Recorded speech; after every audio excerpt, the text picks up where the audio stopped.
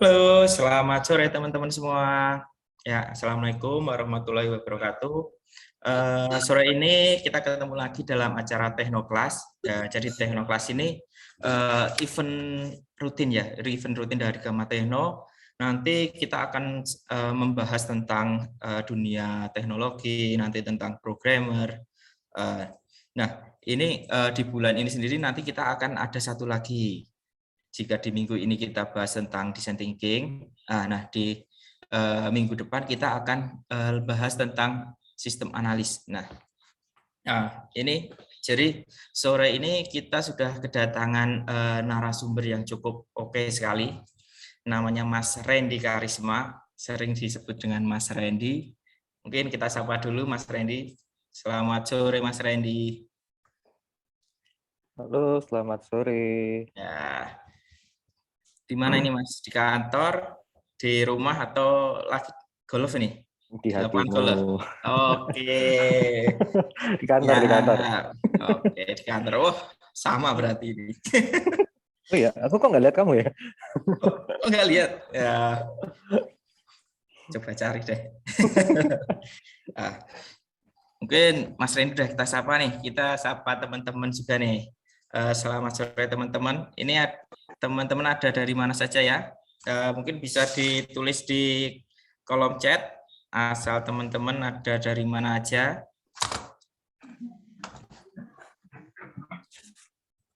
Oh, ada yang dari Lamongan, Jawa Timur. Lamongan, Jawa Timur atau Jawa Tengah ya ini?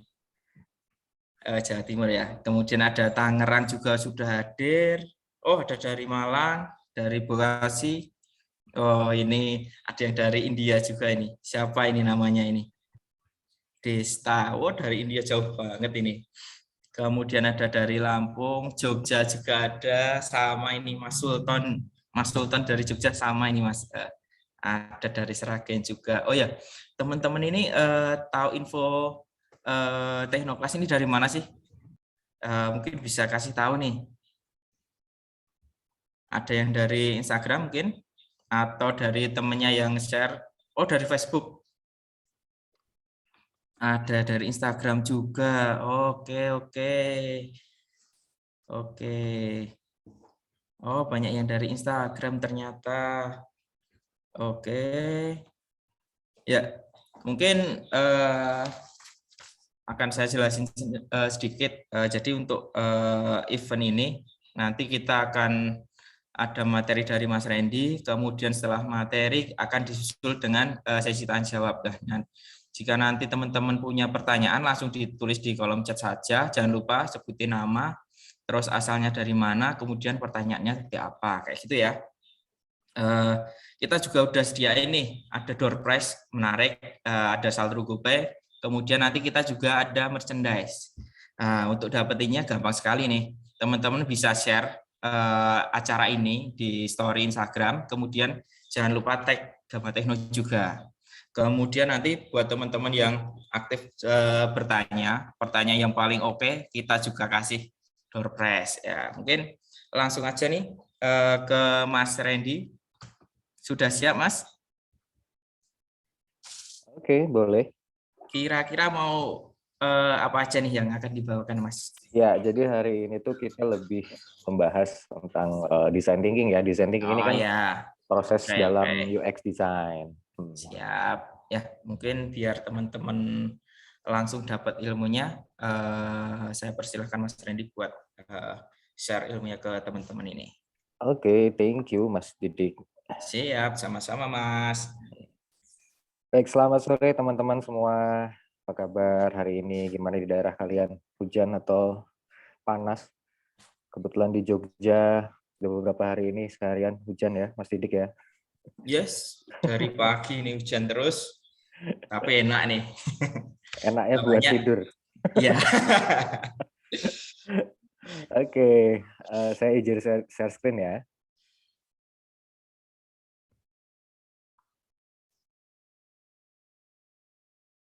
Udah muncul? Sudah, Mas Randy. Oke. Baik, selamat sore rekan-rekan semua. Assalamualaikum warahmatullahi wabarakatuh. Salam sejahtera buat kita semua. Jadi di Teknoklas hari ini kita akan membahas tentang design thinking proses, di mana design thinking proses ini merupakan salah satu bagian dari UX design ya. Oke, sebelumnya saya perkenalkan diri saya dulu. Saya Randy Karisma, biasa dipanggil Randy. Saya selaku Deputy Manager CRM Solution dan juga Product Lead di PT Gamma Techno Indonesia.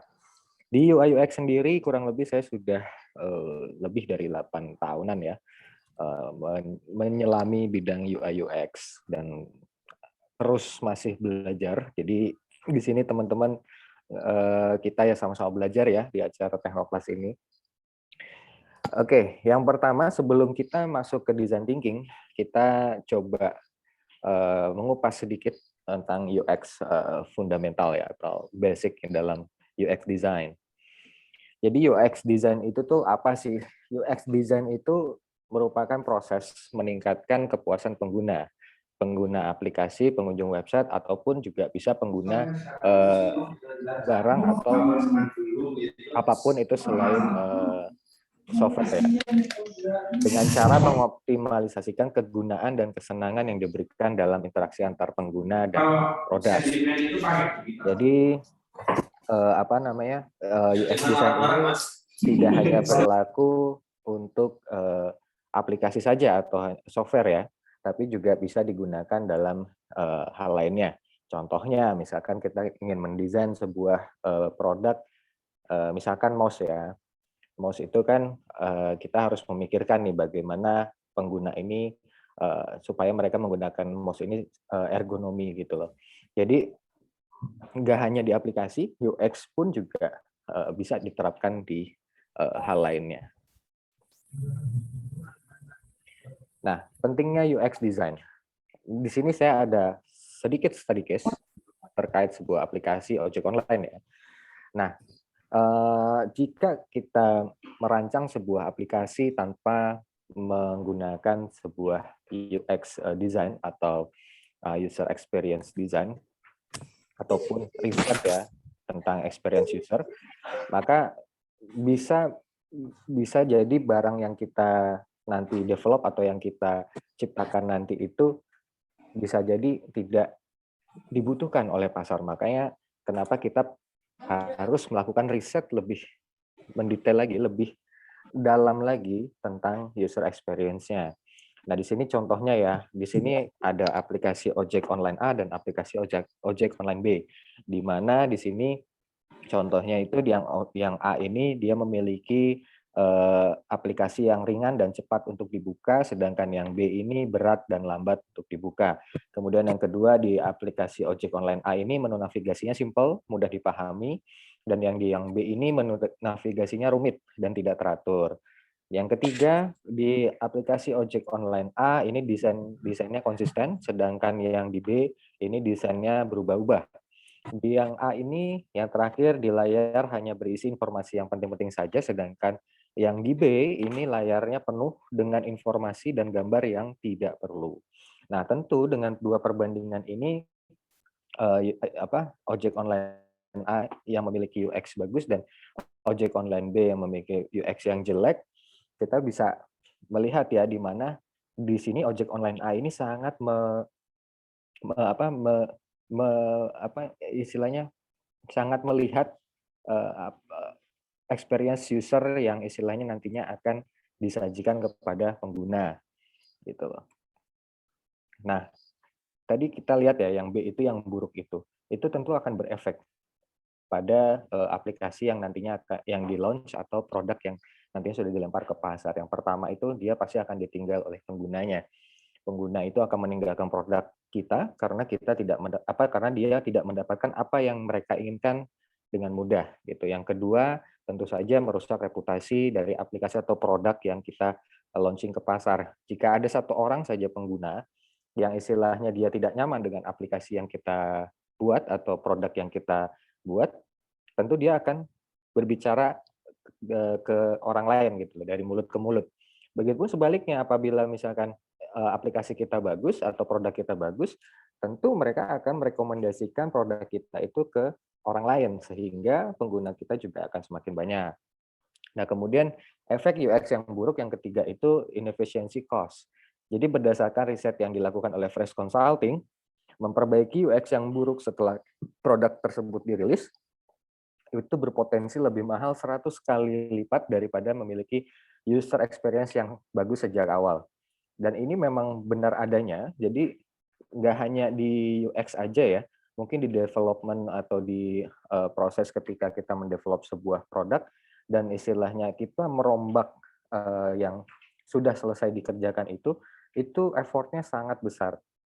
Dan pengalaman saya di dunia IT sering sekali menemukan yang seperti itu, di mana kalau misalkan kita me-launching sebuah produk atau aplikasi dengan istilahnya sekedar launching, tidak ada riset mendalam terkait UX-nya, terkait UI-nya dan lain-lain, itu secara effort pasti lebih besar. Banyak tenaga, pikiran, dan juga cost yang terbuang untuk merombak itu semua dibanding kalau misalkan dari awal kita sudah planning itu semua secara matang. Maka semua itu akan berjalan dengan sangat baik dan tentunya cost-nya juga lebih efisien. Nah, yang terakhir, efek UX yang buruk ini juga bisa berpengaruh pada bisnis kita. Karena apa? Produk yang kita buat itu tidak sesuai dengan kebutuhan user. Ya misalkan ya, kita membuat sebuah produk hanya berdasarkan asumsi, tidak melakukan validasi. Nah, itu tentu akan mempengaruhi bisnis kita ke depannya. Karena apa? Produk yang kita launching itu hanya sekedar asumsi kita. Kita tidak melakukan validasi kepada calon usernya. Bahkan yang lebih parah, kita tidak tahu usernya itu nanti siapa. Nah, itu ya pasti akan berpengaruh pada bisnis kita ke depannya. Gitu. Dan bisa dipastikan kalau seperti itu ya bisnisnya tidak akan long term ya, tidak akan berjangka panjang. Nah, berikut penerapan UX yang baik. Yang pertama itu seperti yang tadi kita lihat ya di contoh aplikasi ojek online A. Di sini yang pertama itu gunakanlah konsep desain yang konsisten, simple serta responsif. Jadi jangan sampai ketika kita membuat sebuah aplikasi ya tentunya kita menerapkan komponen-komponen yang istilahnya itu tidak konsisten. Misalkan di depan ini ya, di halaman home-nya, di halaman home itu ada komponen yang istilahnya bentuknya atau judulnya itu ukuran fontnya 16 pixel. Nah, ketika di halaman berikutnya yang istilahnya itu isi kontennya mirip dengan yang sebelumnya itu judulnya fontnya itu ukurannya lebih kecil. Nah, itu kan tidak konsisten.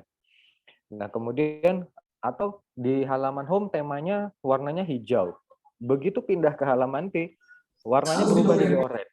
Nah, itu merupakan contoh konsep desain yang tidak konsisten. Makanya gunakanlah konsep desain yang konsisten, simple dan responsif. Jadi simple di sini itu jangan sampai kita membingungkan user atau pengguna aplikasi atau produk kita. Kemudian yang kedua, kita harus memahami keinginan dan kebutuhan pengguna. Maka dari itu penting bagi kita untuk melakukan riset terlebih dahulu sebelum kita mendevelop sebuah produk atau sebuah aplikasi. Jadi kita harus tahu dulu nih keinginannya calon user kita tuh apa. Jangan sampai kita itu mendevelop tanpa ada riset seperti itu ya. Tentu ya itu nanti ujung-ujungnya bisnis kita nggak akan jalan gitu.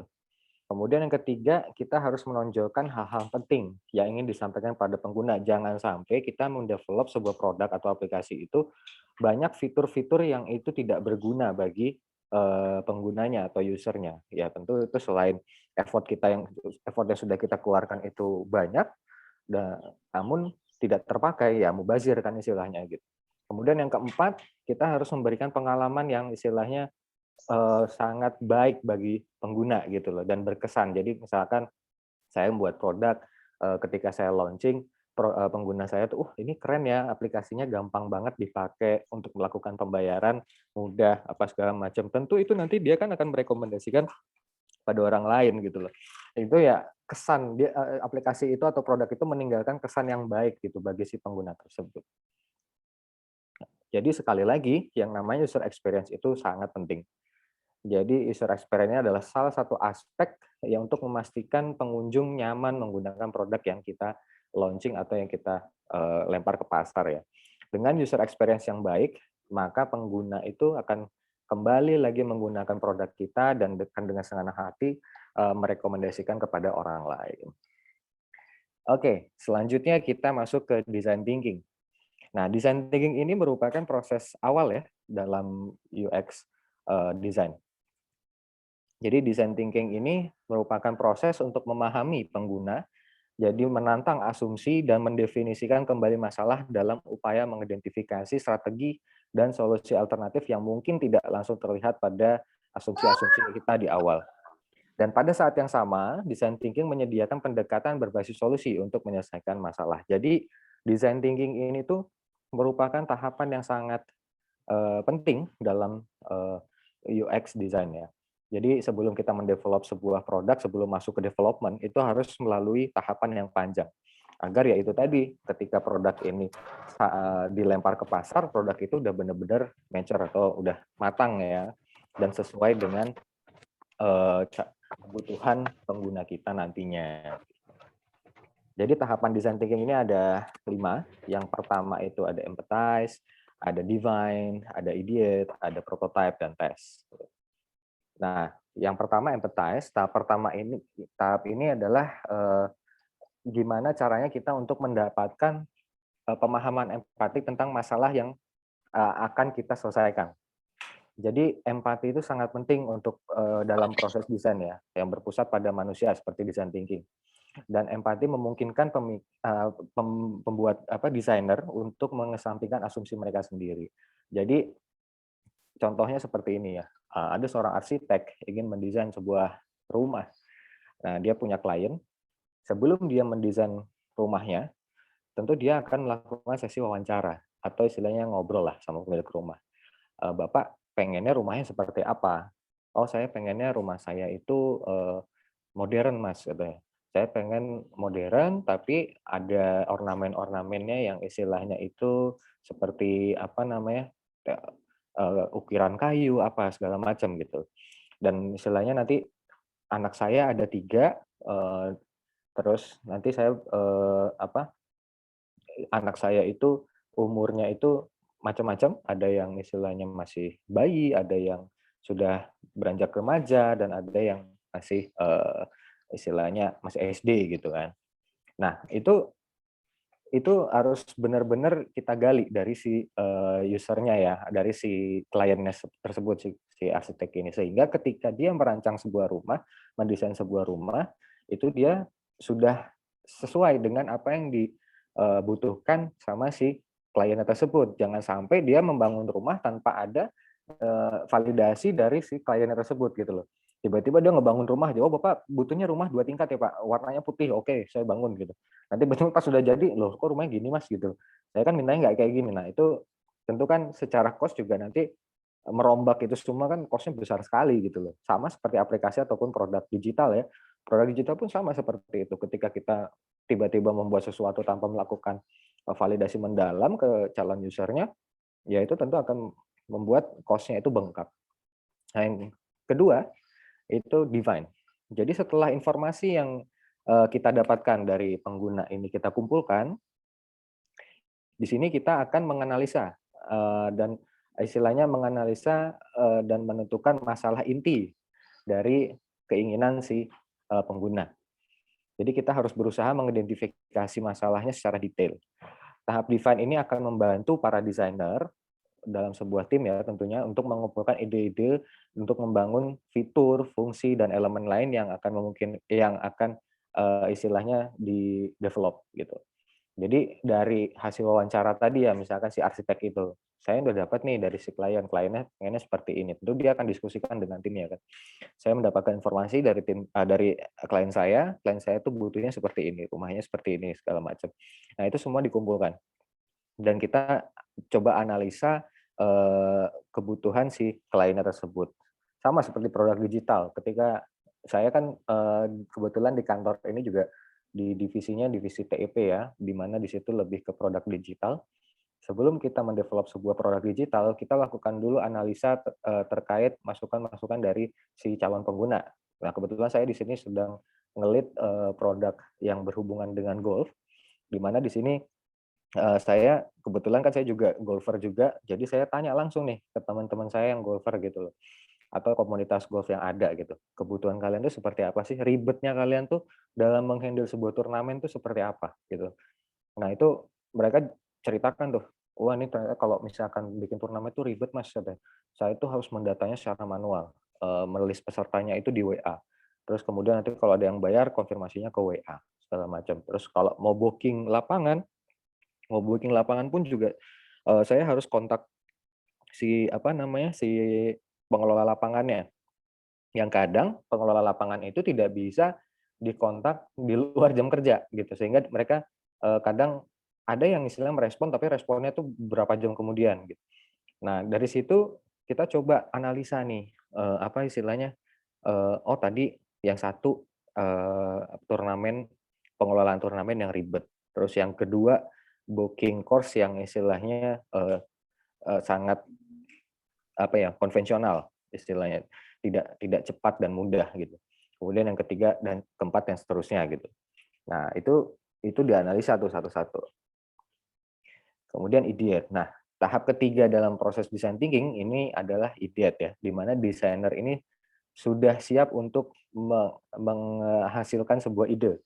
Jadi dari hasil analisa tadi, kita kan hasil wawancara dari user, itu nanti kita, bikin poin ya, poinnya apa saja, oh ternyata masalahnya satu 2 3. Nah dari poin-poin itu kita, istilahnya coba menghasilkan sebuah ide untuk bisa menyelesaikan masalah tersebut gitu loh.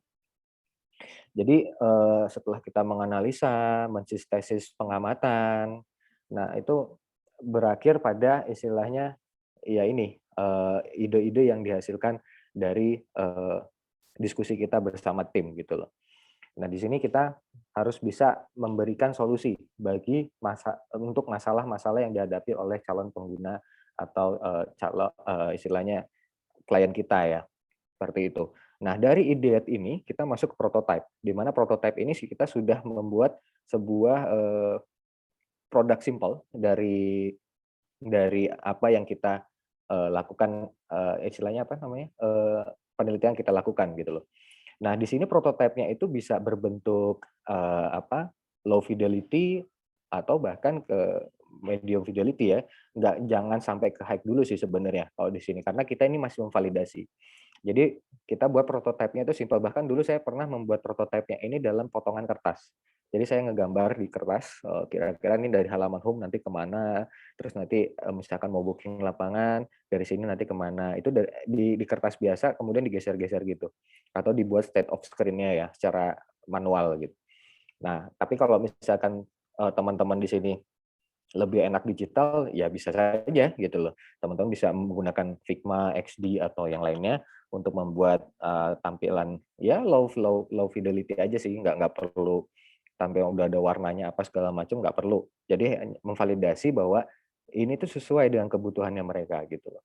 Nah, setelah kita membuat prototipe tersebut, kita melakukan validasi.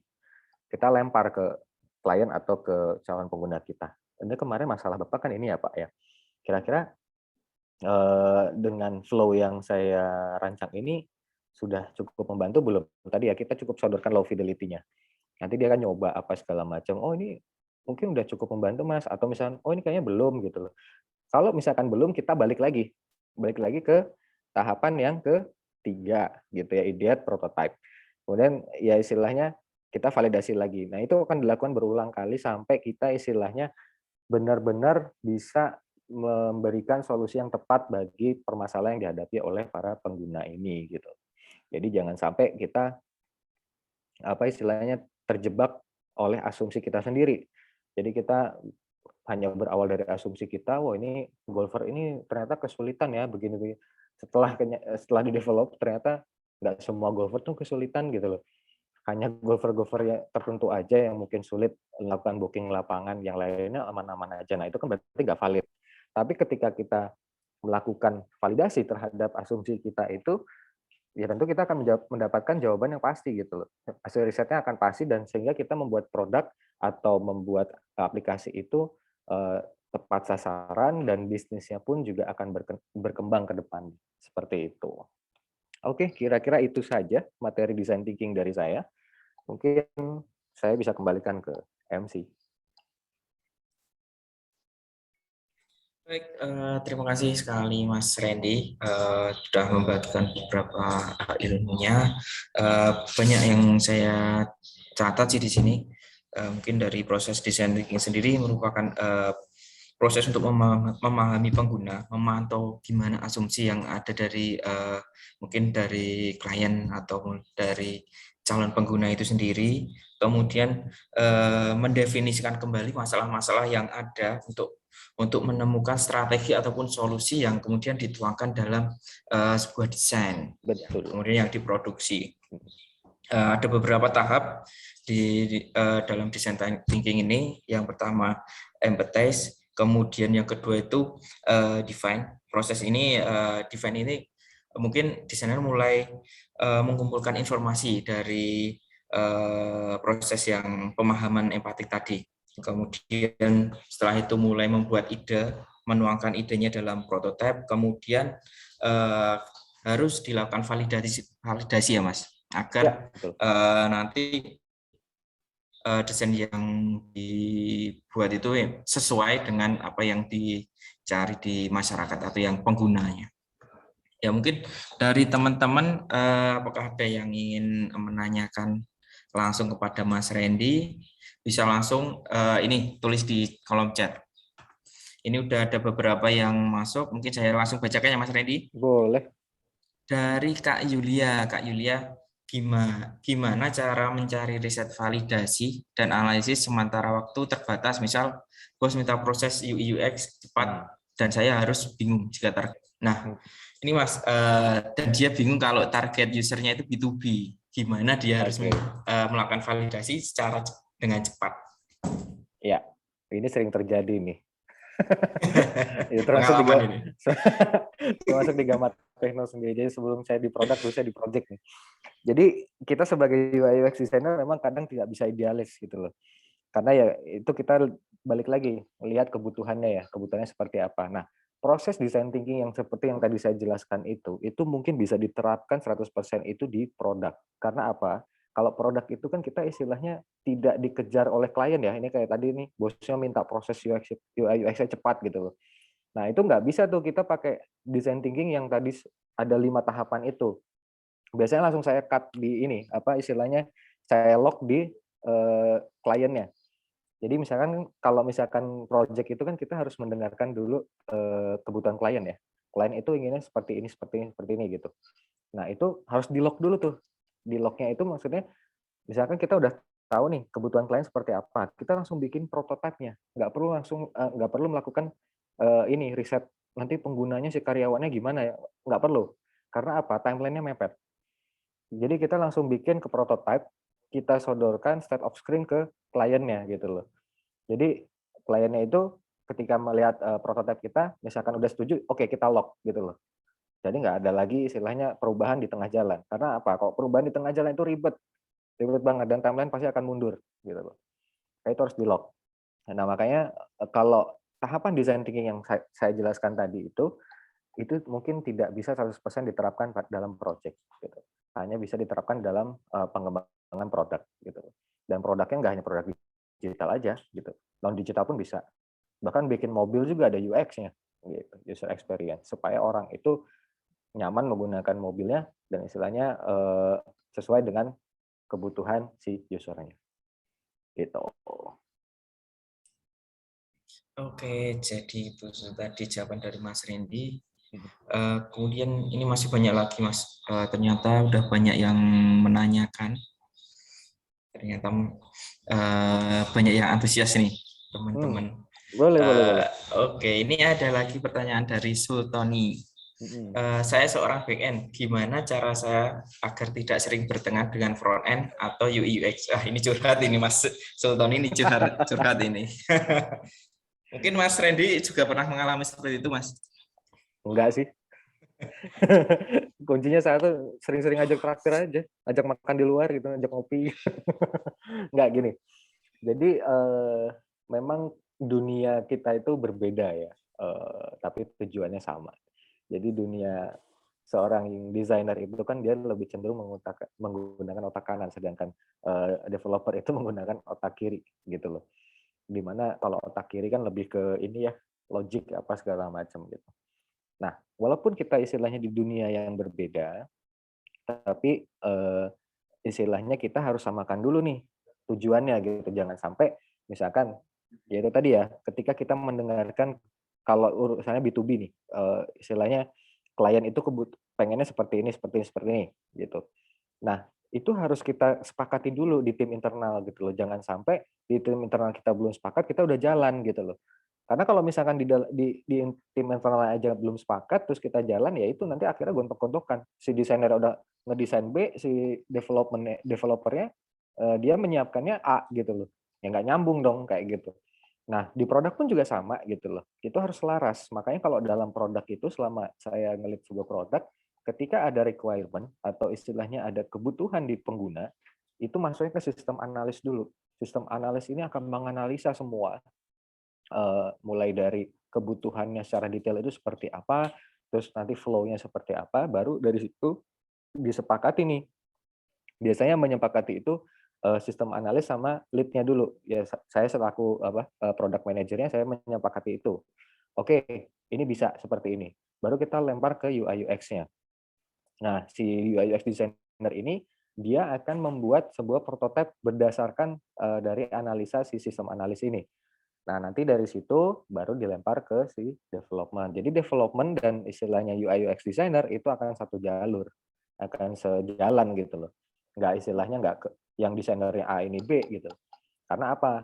Analisa di awalnya sudah matang. Analisa di awalnya sudah matang, ke bawahnya juga pasti akan enak gitu.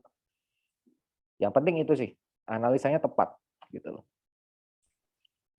Oke, berarti penting Pak ya dalam sebuah pengembangan itu ada sistem analis ya Mas. Jadi dia mampu menjembatani dari mungkin kalau dari kasus ini dari UI UX designer ke developer back-end ya. Iya, iya di project maupun di produk kita sangat butuh yang namanya sistem analis gitu loh.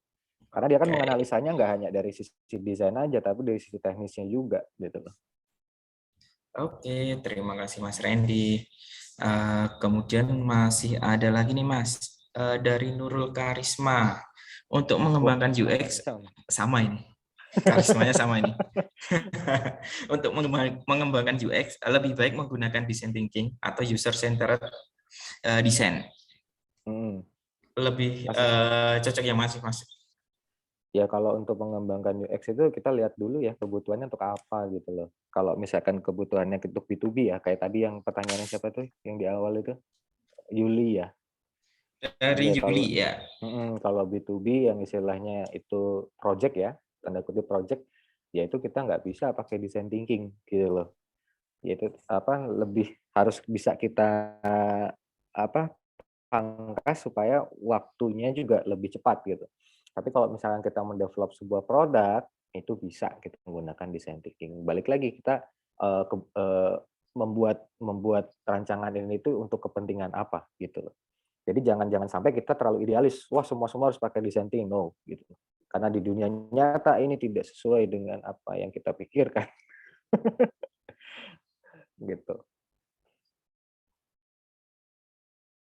Terima kasih Mas. Oh ya, bagi teman-teman yang sudah hadir, jangan lupa untuk melakukan absensi. Linknya sudah di-share di chat ya. Jadi nanti untuk teman-teman yang melakukan absensi ini akan kita berikan e-sertifikat. Nah, ini ada lagi nih dari Giska Mas. Dari pengalaman Kak Randy, pengalaman iterasi yang paling ribet sama klien itu gimana sih Kak? Gimana ya?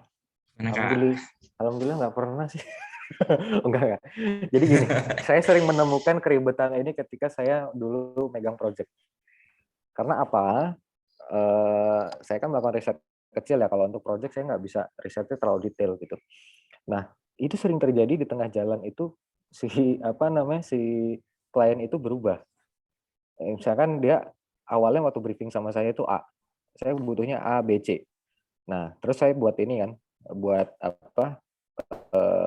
solusi atau prototipe ringan lah. Itu saya datang lagi ke sana validasi, wah Mas, kayaknya kita butuhnya ini deh Mas, Pak tadi kan ABC, ini DEF gitu loh. Loh kok apa berubah Pak gitu loh. Iya soalnya begini-begini. Itu sering terjadi di project seperti itu.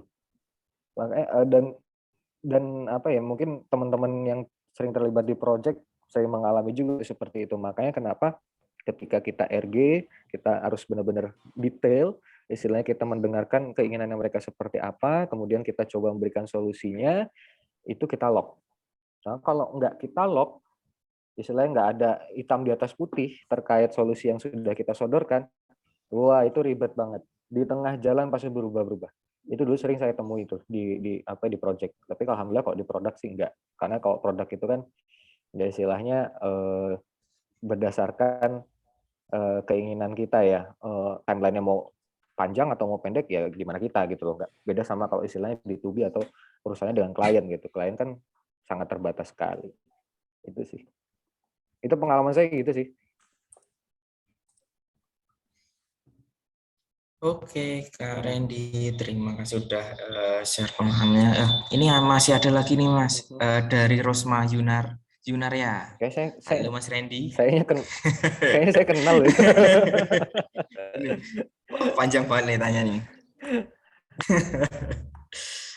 Halo Mbak Mau Rosma, apa bertanya, kabar? mau bertanya nih Mas, Iya, iya. terkait dengan proses validasinya. Biasanya desainer kan melakukan usability testing ya, untuk validasi ide atau desain ini yang sudah dibuat. Apakah Mas Randy ada pengalaman atau mungkin advice gimana supaya proses UT ini efisien sehingga data riset yang dihasilkan bisa maksimal dan lengkap?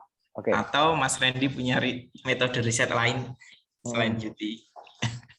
Oke, usability testing atau UT itu ada yang kita bisa melakukan manual atau secara otomatis ya, karena toolsnya sekarang banyak sekali gitu loh.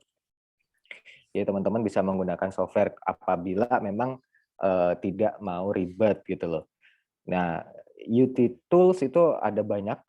Ya di sini teman-teman bisa pakai Maze, bisa pakai look back, bisa pakai user testing, Optima Workshop, Usability Hub. Nah, yang sering digunakan itu Usability Hub. Nah, itu dengan adanya tools-tools tersebut, teman-teman itu bisa semakin mudah atau semakin cepat dalam melakukan usability testing gitu daripada melakukannya secara manual. Tapi memang lebih enak manual. Cuma kan waktu kita nggak banyak ya, istilahnya ya dalam development produk juga kalau misalkan melakukan secara manual, misalkan kita testing satu persatu kita temui di lapangan itu kan memakan waktu yang lama. Gitu. Apalagi di produk, kalau di project itu kan kita dikejar-kejarnya sama klien ya. Kalau di produk itu kita dikejar-kejarnya sama kompetitor. Tapi kalau kompetitor kita banyak gitu. Jadi di produk itu kita harus bisa cepat. Makanya kalau saya sendiri untuk mempercepat proses UT itu saya menggunakan tools-tools yang umum digunakan untuk usability testing. Seperti itu. Oke, seperti itu Mbak Rosma. Mungkin ada tanggapan lagi dari Mbak Rosma mungkin. Kapan ngopi, Kak?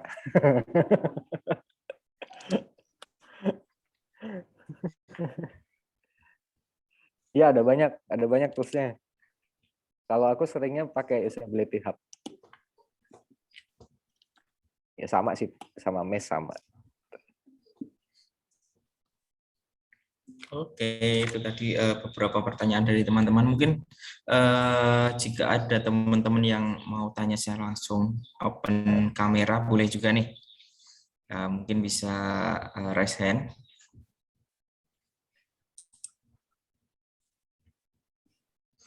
Oh ya Mas Randy ini udah berapa tahun sih pengalamannya sebagai ini UI UX designer nih? Oke, kalau sebagai desainer itu kalau dulu itu belum ada istilahnya UI UX designer. Dulu itu istilahnya web designer. Terus mulai ada istilah UI UX itu mungkin di tahun berapa ya? Sekitar tahun 2014 2015 lah mungkin ada istilah UI UX itu. Nah, kalau di bidang desain digital itu saya ya lebih dari 8 tahun ya. 8 tahun saya menekuni bidang ini gitu. Dan sampai sekarang pun juga yang masih suka dengan yang namanya UI UX design. Karena apa? Menurut saya itu UI UX design itu pekerjaan yang mulia. Mulianya kenapa? Karena kita mempermudah hidup banyak orang. Ketika kita membuat sebuah produk, terus produk itu kita dipakai banyak orang, dan orang banyak yang terbantu sama produk yang kita buat tersebut, wah itu jadi ini sih, jadi sebuah kepuasan atau sebuah kebanggaan bagi saya gitu. Jadi bukan hanya sekedar mengomong materi, tapi ya di sisi lain itu sih, saya mempermudah hidup banyak orang gitu.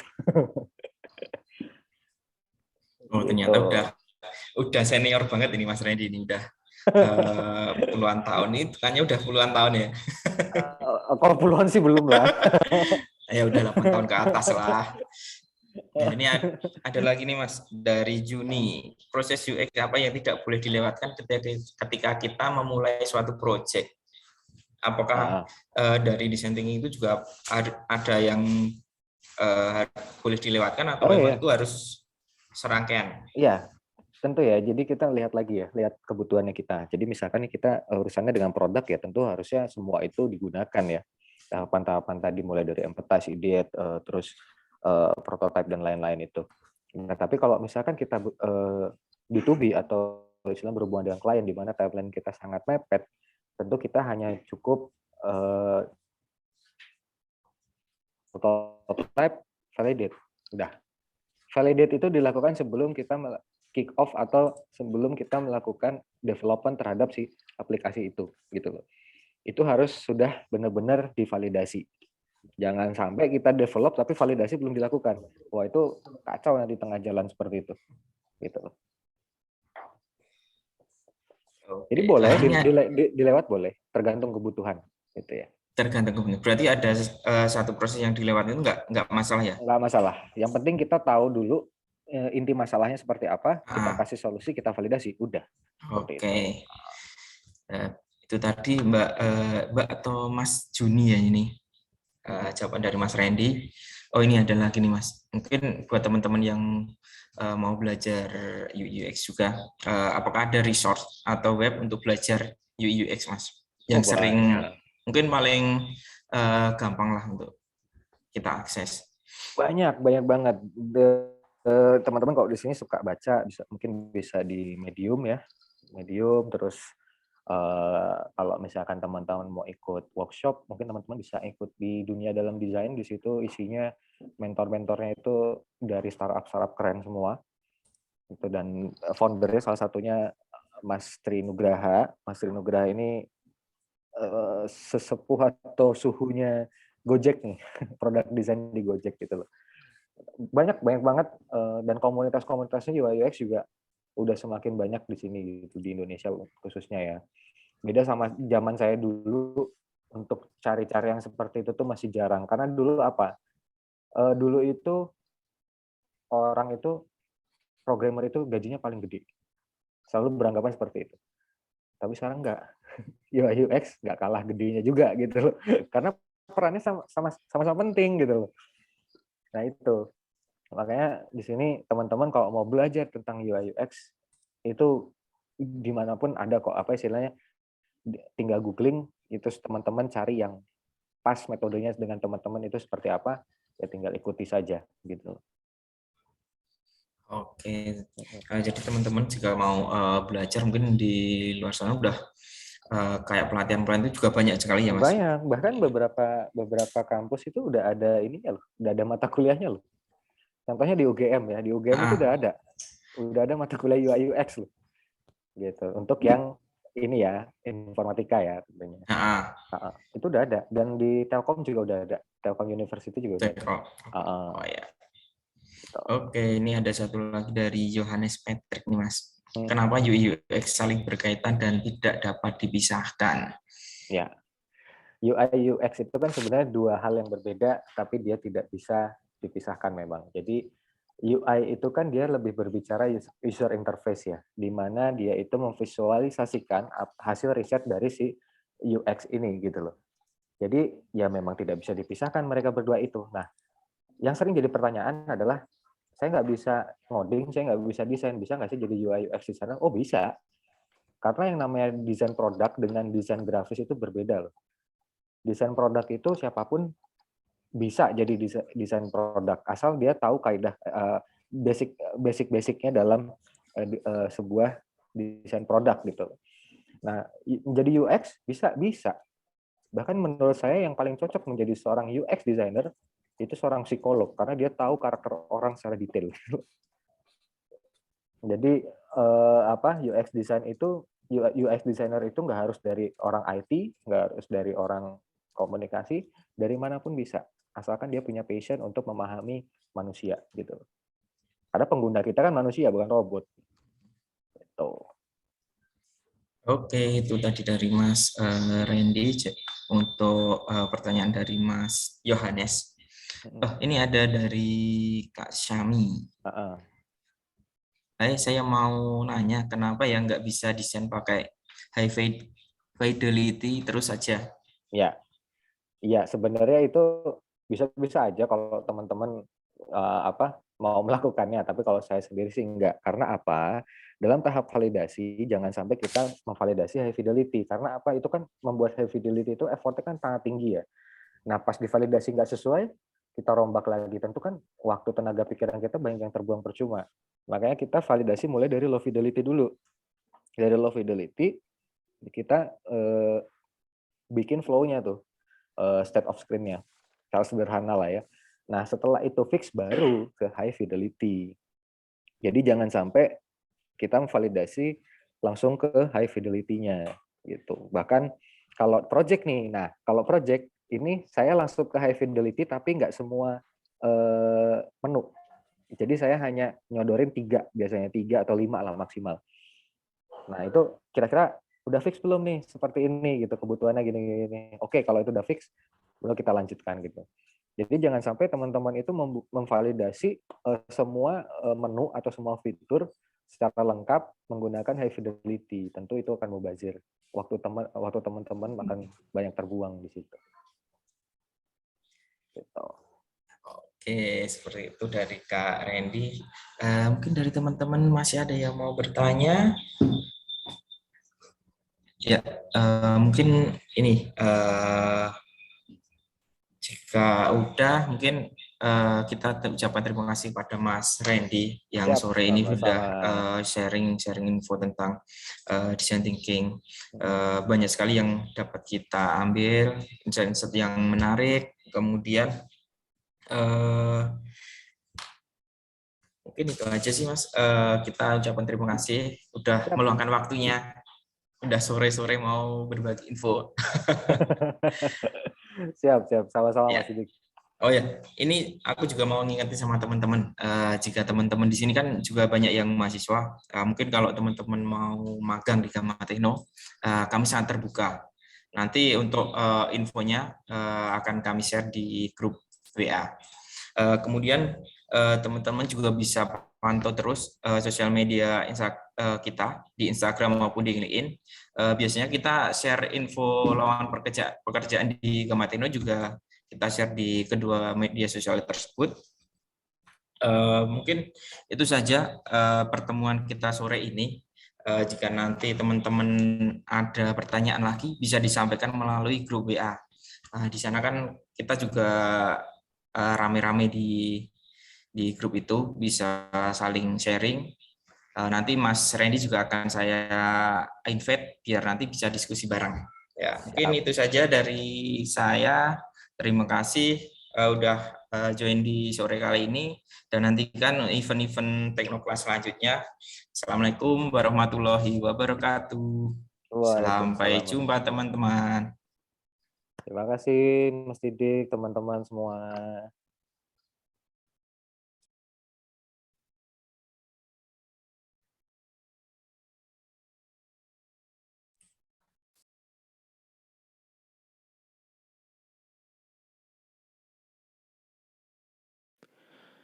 Aku hanya ingin ketenangan.